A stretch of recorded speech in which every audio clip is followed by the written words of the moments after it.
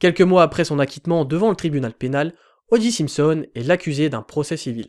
Les familles des victimes demandent réparation financière pour la perte de leurs proches. La composition du jury est alors complètement différente de celle du pénal. L'impact de ce procès est moindre, les caméras de télévision ne sont pas autorisées à être présentes aux audiences, et Simpson ne risque pas de peine de prison.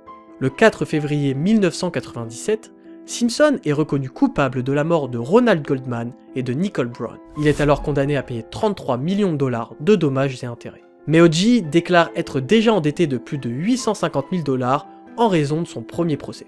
L'accusation met alors en avant le fait que Simpson vit toujours dans une somptueuse villa, qu'il possède encore des voitures de luxe et que ses futurs revenus financiers s'élèvent à plusieurs millions de dollars. À défaut d'avoir pu faire incarcérer le meurtrier, les plaignants souhaitent mener Simpson à la banqueroute. En mars, le juge ordonne la saisie de ses trophées, de ses clubs de golf hors de prix et de divers objets lui appartenant. Quelques jours plus tard, O.J. transfère une partie de son patrimoine restant à ses enfants en vue de le protéger des autres plaignants. On sait que 3 mois après le verdict, Simpson devait encore entre 600 et 700 000 dollars d'impôts qu'il était en incapacité de payer. En 2000, O.J. déménage en Floride, où la loi protège les biens des personnes et empêche la saisie de la résidence principale. En février 2001, O.J. Simpson est arrêté pour carjacking, mais sera acquitté de toutes les charges. Le 13 septembre 2007, O.J. Simpson est à Las Vegas pour un mariage.